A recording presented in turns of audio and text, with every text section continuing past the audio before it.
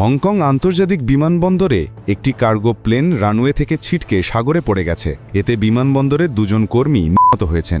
তবে দুর্ঘটনা কবলিত প্লেনটিতে থাকা 4 ক্রু সদস্য জীবিত আছেন। সোমবার 20 অক্টোবর এক প্রতিবেদনে এই তথ্য জানিয়েছে ব্রিটিশ সংবাদমাধ্যম বিবিসি। প্রতিবেদনে বলা হয়েছে, হংকং আন্তর্জাতিক বিমানবন্দরে রানওয়ে থেকে ছিটকে সাগরে পড়ে যাওয়া এমিরেটসের ফ্লাইট EKA 9788 পরিচালনা করছিল তুরস্কের কার্গো এয়ারলাইন এয়ার এসিটি।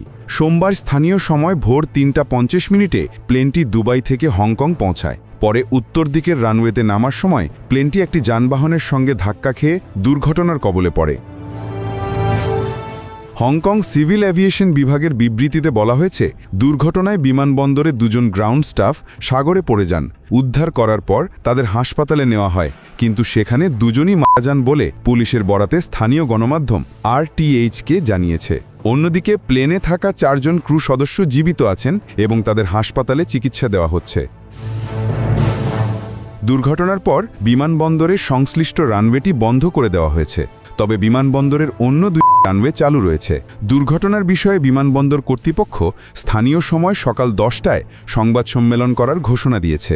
মিডিয়া রিপোর্টে বলা হয়েছে, উদ্ধার অভিযানে হংকং সরকারের ফ্লাইং সার্ভিসের হেলিকপ্টার এবং ফায়ার সার্ভিস বিভাগের উদ্ধার জাহাজও অংশ নেয়। বিমানবন্দর কর্তৃপক্ষের ওয়েবসাইটে প্রকাশিত তথ্যানুযায়ী সোমবার হংকং আন্তর্জাতিক বিমানবন্দরে নামার কথা ছিল এমন অন্তত 11টি কার্গো ফ্লাইট বাতিল করা হয়েছে। প্রতিবেদনে ঝিনুক রহমান, কণ্ঠে মৃদুল। আপনারা দেখছেন ওয়ার্ল্ড ভিউজ।